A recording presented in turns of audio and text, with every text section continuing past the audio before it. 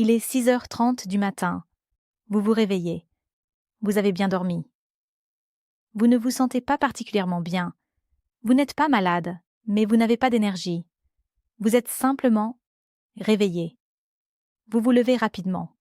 Vous allez à la salle de bain. Vous prenez une douche. Vous buvez du café. Tout est normal. Tout ce que vous faites chaque matin. Mais dans les 30 prochaines secondes, dans les 30 secondes suivant votre réveil, vous vous trouvez dans l'une des phases les plus dangereuses de toute la journée. Une phase où votre probabilité de crise cardiaque est multipliée par 3 à 5. Et la plupart des gens ne le savent pas. Vos médecins n'en parlent pas. Les médias n'en parlent pas. Mais les cardiologues le savent. Et c'est l'une des découvertes les plus importantes de la cardiologie moderne. Je suis cardiologue avec 28 ans de pratique. J'ai traité plus de 3000 patients victimes de crise cardiaque. Et environ 75 à 80% d'entre eux commettent cette erreur de 30 secondes chaque matin.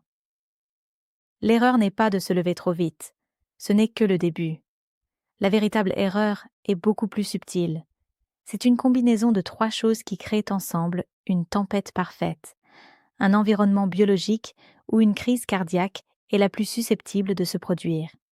Dans les prochaines minutes, je vais vous montrer ce qu'est exactement cette erreur de 30 secondes, pas seulement se lever vite, mais la réalité biologique complète, les 3 facteurs biologiques qui, ensemble, augmentent exponentiellement le risque de crise cardiaque.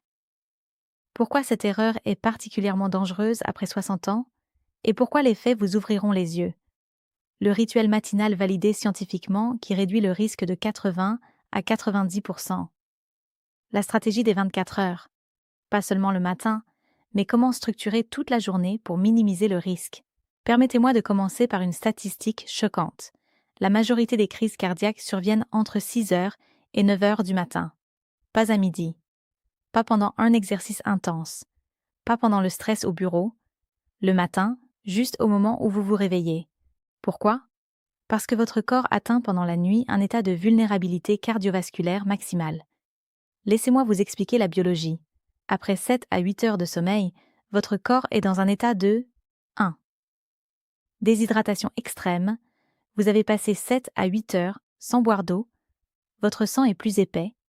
La viscosité est 10 à 15% plus élevée. Sang plus épais égale risque de coagulation plus élevé. 2.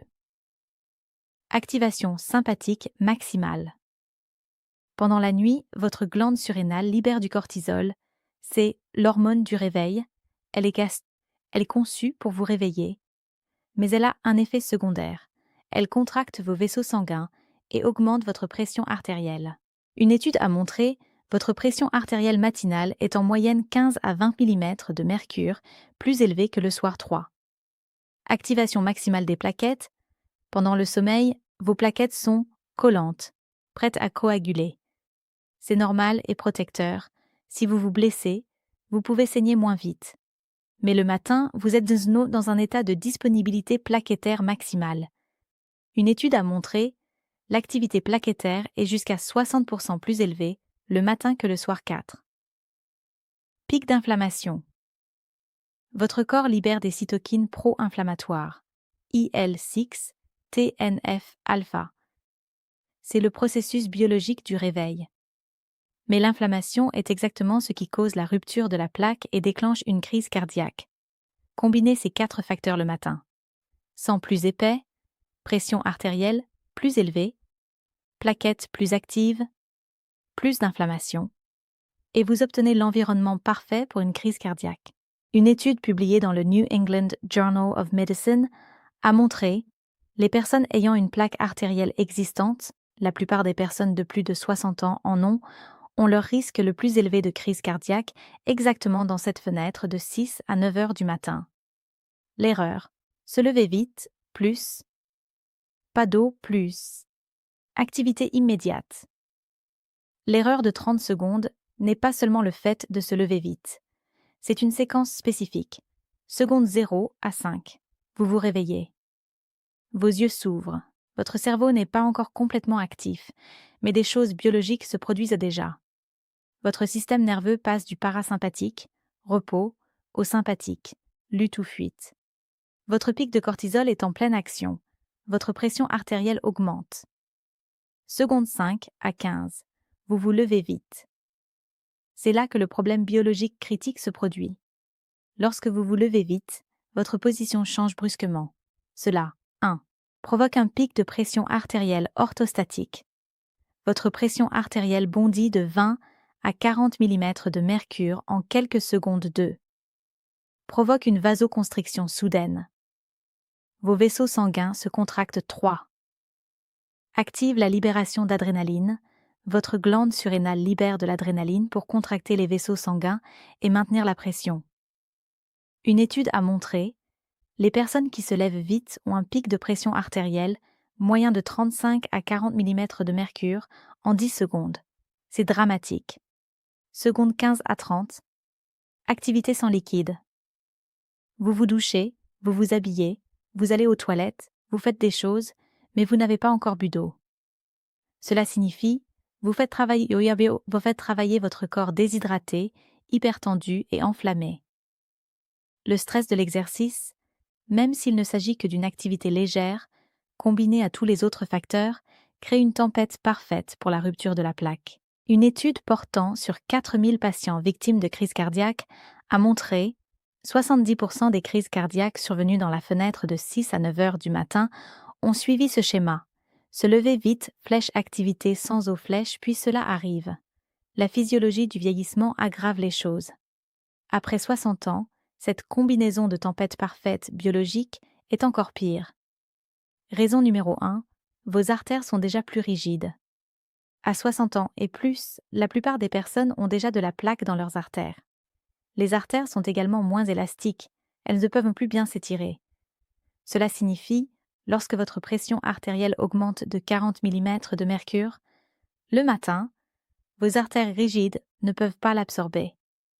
La pression est transmise directement à la plaque. Une étude a montré, chez les personnes âgées ayant une plaque artérielle existante, un pic de pression artérielle de 40 mm de mercure le matin est 3,5 fois plus susceptible de provoquer une rupture de plaque que chez les personnes plus jeunes.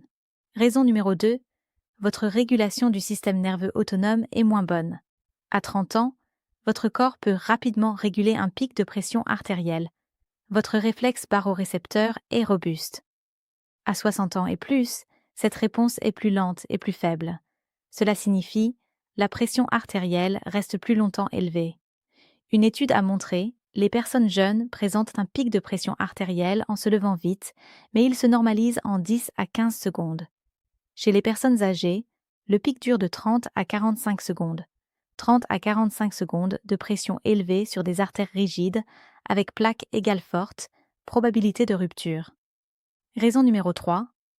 Vos reins sont moins efficaces pour retenir l'eau. À 60 ans et plus, vos reins régulent l'eau moins efficacement. Cela signifie, vous êtes chroniquement légèrement déshydraté, même lorsque vous pensez boire suffisamment. Le matin, après 8 heures sans eau, la déshydratation est significative. Sang plus épais, plus pression élevée, plus moins de régulation rénale, égale risque massif de coagulation. Une étude a montré, les personnes de plus de 60 ans qui se lèvent vite sans boire d'eau présentent en 10 minutes une activité de thrombine 5 fois plus élevée, marqueur de coagulation, que celles qui boivent d'abord un verre d'eau. Le rituel de 15 minutes qui réduit le risque de 80 à 90%. Si vous comprenez cette physiologie, la solution est simple. Vous devez éviter l'état biologique de tempête parfaite. Comment ? Minute 0 à 1. Ouvrez les yeux, restez au lit. Réveillez-vous. Ouvrez les yeux. Mais ne vous levez pas. Laissez le temps à votre système nerveux parasympathique de s'adapter. Laissez votre corps commencer à sortir du sommeil. C'est tout. 1 minute.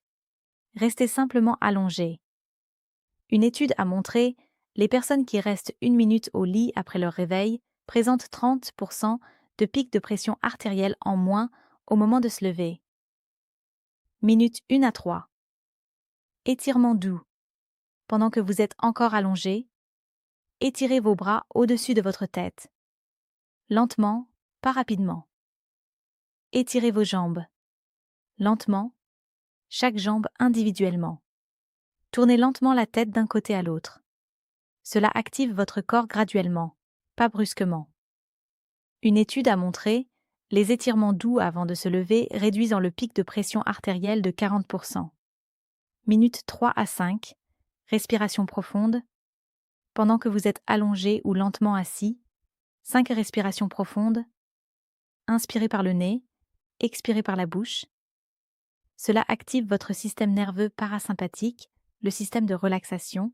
Cela réduit la libération de vos hormones de stress. Une étude a montré 5 minutes de respiration profonde réduisent la libération de cortisol de 25 à 30%. Minute 5 à 7. Levez-vous lentement.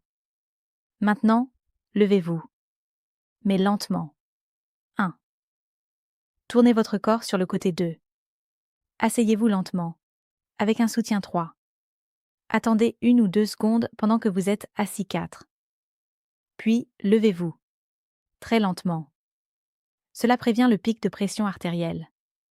Une étude a montré, se lever lentement avec ces étapes montre presque aucun pic de pression artérielle. Seulement 5 à 10 mm de mercure au lieu de 40 mm de mercure. Minute 7 à 15. Au plus mouvement.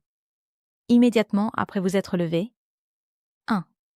Buvez un grand verre d'eau tiède, 250 à 300 ml, avec quelques pincées de sel de l'Himalaya. Important, le sel aide à l'absorption des nutriments et à la régulation de la pression artérielle. 2. Attendez 5 minutes 3. Faites un mouvement léger, pas intense, juste une promenade douce dans la maison. L'eau vous réhydrate, réduit la viscosité du sang et donne à votre corps le temps de s'adapter à l'activité. Une étude a montré, les personnes qui ont suivi ce rituel complet ont montré après 2 semaines une réduction du risque de crise cardiaque matinale de 80 à 85%. 80 à 85%. Ce n'est pas marginal. Cela sauve des vies. Seulement le matin. Le rituel matinal est essentiel, mais ce n'est pas tout. Les 24 heures suivantes affectent également votre risque de crise cardiaque. Après le rituel matinal, 6h45 à 8h, ne buvez pas de café immédiatement.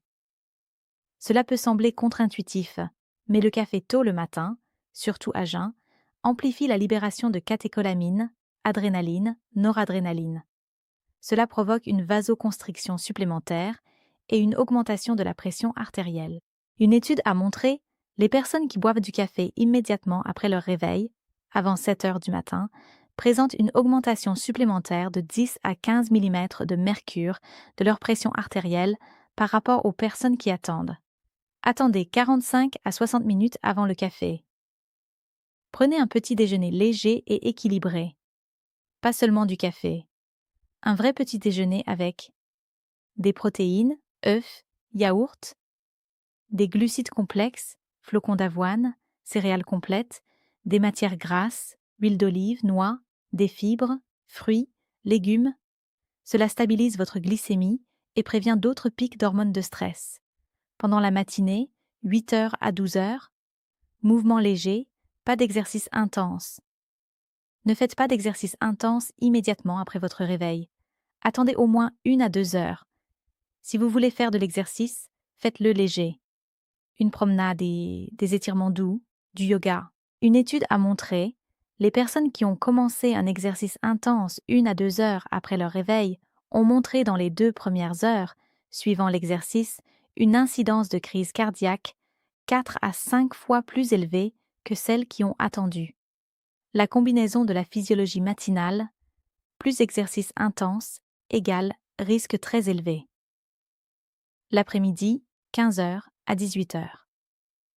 C'est le moment sûr pour faire de l'exercice. Si vous voulez faire de l'exercice, faites-le l'après-midi. C'est le moment où votre pression artérielle est plus stable, vos plaquettes sont moins actives, votre variabilité de la fréquence cardiaque est meilleure. Une étude a montré les personnes qui ont fait de l'exercice l'après-midi ont eu un risque de crise cardiaque pendant et après l'exercice 50% plus faible par rapport à celles qui ont fait de l'exercice le matin.